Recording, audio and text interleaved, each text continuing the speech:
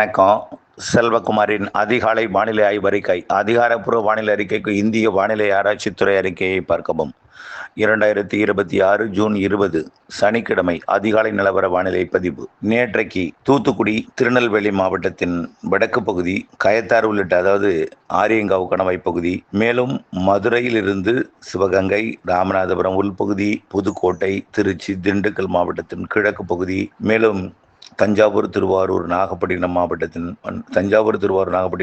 வடக்கு பகுதி, கும்பகோணம் சுற்றுவட்டார பகுதியில் அதிக மழை, அரியலூர், பெரம்பலூர், திருச்சி இங்கெல்லாம் நிறைய மழைப்பொழிவு பொழிந்திருக்கிறது. நேற்றைக்கு அதிகபட்ச மழைப்பொழிவாக தஞ்சாவூர் மாவட்டம் பாபநாசத்திற்கு தெற்குப்புறம் இருக்கக்கூடிய ஆவூர் 140 மில்லிமீட்டர் மழை பொழிந்திருக்கிறது.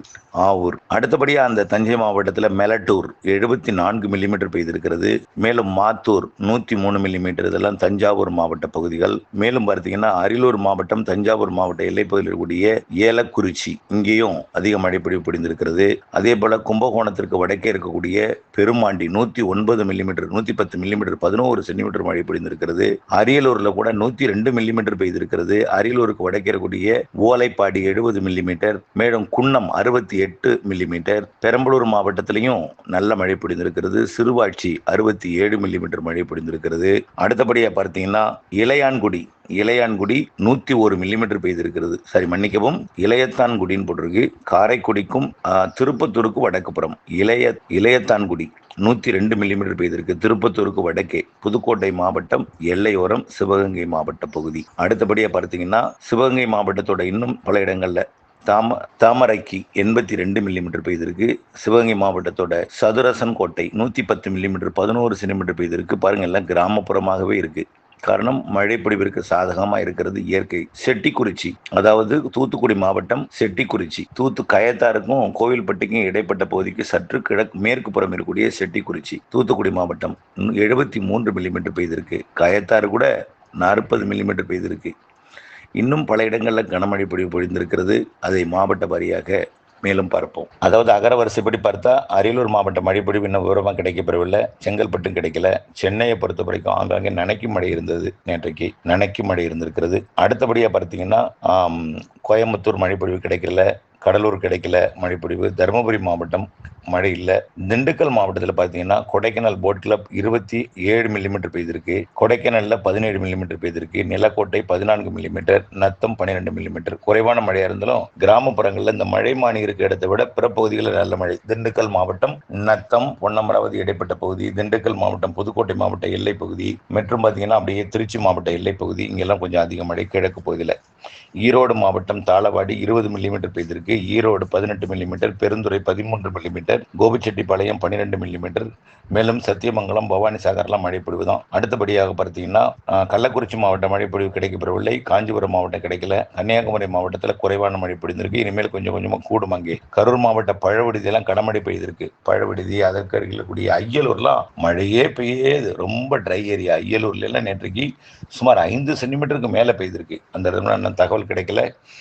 அடுத்தபடியாக கிருஷ்ணகிரி மாவட்டத்திலையும் மழை நேற்றைக்கு இல்லை. ஆனால் பார்த்தீங்கன்னா மதுரை மாவட்டத்தில் சிட்டம்பட்டி நல்ல மழை பொழிந்திருக்கிறது. அதே போல தெற்கே போக போக கொஞ்சம் கூடுதல். நாகப்பட்டினம் நாகப்பட்டினத்திலையும் மழை 17 மில்லிமீட்டர் பெய்திருக்கு. நாமக்கல் மாவட்டத்திலையும் ஆங்காங்கே மழை. பெரம்பலூர் மாவட்டத்தில் பார்த்தீங்கன்னா பெரம்பலூர் 8 சென்டிமீட்டர் பெய்திருக்கு, 80 மில்லிமீட்டர் பெய்திருக்கு. மேலும் Pudhu Vettakudi 34 millimetre, Agaram Seegur 32 millimetre, Chettikulam 32 millimetre, Veppanthattai 24 millimetre, Padalur 19 millimetre. மேலும் எறையூர், குடிகாடு, தழுதலை போன்ற பகுதிகளுக்கும் மழை பொழிவு. வீக்களத்தூர்லாம். புதுக்கோட்டை மாவட்டம் காரையூர் 73 மில்லிமீட்டர் பெய்திருக்கு. கிட்டத்தட்ட 7.5 சென்டிமீட்டர் கிட்ட நெருக்கம் பெஞ்சிருக்கு. காரையூர் பொன்னமராவதிக்கு அருகில் இருக்கக்கூடியது. நான் சொன்ன மாதிரி எப்போதும் பொன்னமராவதியை விட காரையூர்ல அதிகம் பெஞ்சிருக்குன்னா அப்ப என்ன காரணம்? நகர்ப்புறங்கள்ல மரங்கள் குறைவா இருக்கு. கிராமப்புறங்கள்ல குளிர்விக்கும் மழைப்பொழிவுகள், குளிர்விக்கும் சாதகமாக புல்வெளிகளும் மரங்களும் அதிகமா இருக்கு. புல்வெளி இருந்தாலே போதும், பசுமையா இருந்தாலே போதும், மரங்கள் இருந்தாலே குளிர்விக்கும். காரணம், இப்போ உயரழுத்தம் இல்லை. தெற்கு காற்று எட்டி பிடிக்கல. தெற்கு காற்று இருந்தாலும் அது கொஞ்சம் காற்றை தேர்க்குது. குளிர்விக்கும் அமைப்பு எங்க அதிகமா இருக்கு? கிராமப்புறங்கள்ல அதிகமா இருக்கு. அதே போல நேற்றைக்கு மன்னார்குடியில் கூட பெரிதா இல்லை, 1 சென்டிமீட்டர் தான் மழை. ஆனா சுற்றுப்புறத்துல 4-5 சென்டிமீட்டர் வரைக்கும் பெய்திருக்கு. நீடாமங்கலம்ல 6 சென்டிமீட்டர் பெய்திருக்கு. அதே போல இலுப்பூர் குடுமியான் மலை 5 சென்டிமீட்டர், அன்னவாசல் 3 சென்டிமீட்டர், அதாவது 29 மில்லிமீட்டர் பெய்திருக்கு. குடுமியான் மலையில 49 மில்லிமீட்டர் பெய்திருக்கு. Viralimalai 30 millimetre, Iluppur 25 millimetre, Keeranur 13 millimetre மழை பொழிந்திருக்கிறது. இன்னும் பார்த்தீங்கன்னா சேலம் மாவட்டத்திலையும் கங்கவள்ளி, வீரகனூர்லாம் மழைப்பிடிப்பு 2-3 சென்டிமீட்டர் வரைக்கும் பெய்திருக்கிறது. அடுத்தபடியா பார்த்தீங்கன்னா சிவகங்கை மாவட்டம், சிவகங்கையில 7 சென்டிமீட்டர் பெய்திருக்கு. 68 மில்லிமீட்டர் பெய்திருக்கு சிவகங்கை மாவட்டம். இன்னும் பல தஞ்சாவூர் மாவட்டத்தில் நிறைய இடங்கள்ல மழை, ஆனால் இன்னும் மழைப்பொழிவு அதிகாரப்பூர்வ தகவல் இன்னும் கிடைக்கப்பெறவில்லை. தேனி மாவட்டத்தில் ஆண்டிப்பட்டி 23 மில்லிமீட்டர் பெய்திருக்கிறது. மேலும் வீரபாண்டி, வைகை அணை கட்டு பகுதியிலேயும் மழைப்பொழிவு இருந்தது. அதே போல திருவாரூர் மாவட்டம் நீடாமங்கலம் 47 மில்லிமீட்டர், குடவாசல் 22 மில்லிமீட்டர் பெய்திருக்கிறது. மேலும் திருவாரூர் நேற்றைக்கு முன்பு அதிக மழை, நேற்றைக்கு 1 சென்டிமீட்டர் தான் மழை. மன்னார்குடி 1 சென்டிமீட்டர் இருந்தாலும் மேலவாசல்ல 3 சென்டிமீட்டர் பெய்திருக்கிறது புறநகர் பகுதியில். அதே போல பல இடங்கள்ல நல்ல மழை பொழிந்திருக்கிறது. இன்னும் பல இடங்கள்ல, அதாவது மழைப்பதிவு மானி உள்ள இடங்கள்ல இருந்து மழைப்பொழிவு அறிக்கை கிடைக்கப்பட்டாலும் கிராமப்புறங்களில் தான் அதிக மழை பொழிந்திருக்கிறது. மழைமானி இல்லாத இடங்களையும் அதிக மழை பொழிந்திருக்கு. ஓகே, இன்றைக்கு எப்படி இருக்கும், வரக்கூடிய நாட்கள் எப்படி இருக்கும், தென்மேற்கு பருவமழை எப்பொழுது தீவிரம், தென்மேற்கு பருவமழை அணைகளை நிரப்புமா, இவையெல்லாம் இதில் பார்ப்போம். இன்றைய மழைப்பொழிவை பொறுத்த வரைக்கும் நீலகிரி, ஈரோடு, கிருஷ்ணகிரி, தருமபுரி, சேலம் மற்றும் திருப்பத்தூர், வேலூர், ராணிப்பேட்டை, திருவண்ணாமலை, கள்ளக்குறிச்சி, விழுப்புரம், கடலூர், மேலும் திருச்சி வடக்கு பகுதி, அரியலூர், பெரம்பலூர், கடலூர் மாவட்டத்திற்கும் மயிலாடுதுறை மாவட்டத்திற்கும் நல்ல மழை தெரிகிறது இன்றைக்கு. அதே போல இந்த பக்கம் கொடைக்கானல் மலைப்பகுதி, திண்டுக்கல் மாவட்டத்தோட நத்தம் சுற்றுவட்டார பகுதி, மதுரை வடக்கு, மேலும் டெல்டா மாவட்டங்கள் வரைக்கும் இன்றைக்கும் மழை இருக்கு. இன்றைக்கும் டெல்டாவிற்கும் மழை இருக்கு. அதே போல பாலக்காட்டு கணவாயில மழை எதிர்பார்த்து கொண்டிருக்கிறோம். அது திங்கட்கிழமைக்குள்ள கண்டிப்பா பெய்யும். பாலக்காட்டு கணவாய் நேற்றைக்கு ஆரியங்காவ் கணவாயில பெய்து விட்டது.